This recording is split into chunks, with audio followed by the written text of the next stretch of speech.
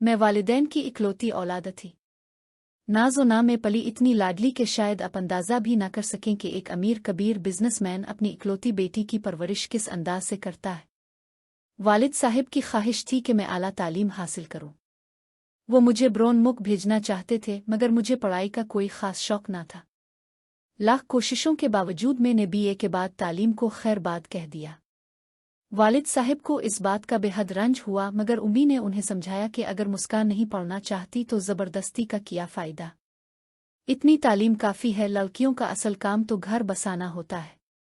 वक्त पर शादी कर देंगे, अपनी दुनिया में खुश रहेगी। देखे मैं खुद ज्यादा पढ़ी लिखी नहीं हूं, मगर घर किस खूबी से संभाला हुआ है। उम्मी की बातें वालिद साहिब को माकूल लगे और वो मेरे रिश्ते की तलाश में लग गए। चंद करीबी दोस्तों से जिक्र किया।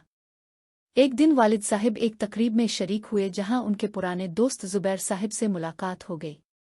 जब उन्हें मालूम हुआ कि वालिद साहिब को बेटी के लिए रिश्ता दरकार है तो फौरन बोल उठे कि आपको कहीं और देखने की ज़रूरत नहीं, हमारा बेटा खूबसूरत भी है और तालीम याफ्ता भी। उन्होंने बेटे की तस्वीर दिखाई। तस्वीर में लड़का 25 बरस का जवान दिखाई देता था। बताया गया कि वो अमेरिका में मुकीम है, वहीं मुलाजमत करता है और पाकिस्तानी मशरक़ी लड़की से शादी का ख्वाहिशमंद है।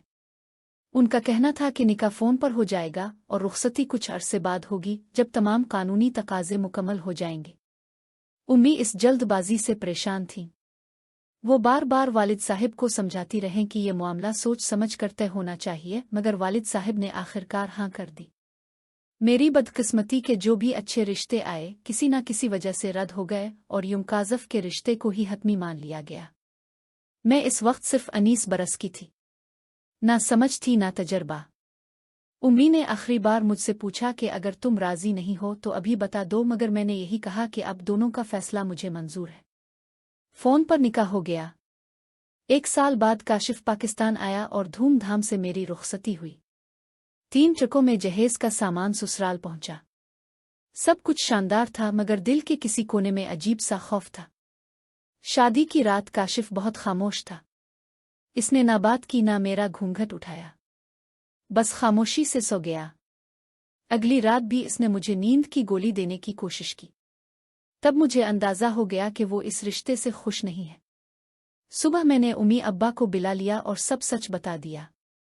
काशिफ ने भी साफ कह दिया कि इसने वालिदैन के दबाव में आकर शादी की है और वो इस रिश्ते को निभाने के काबिल नहीं। वालिद साहिब ने फौरन फैसला किया कि मुझे वापस ले जाया जाए। इस दिन अगरचे दिल टूटा, मगर इज्जत और हौसला बच गया।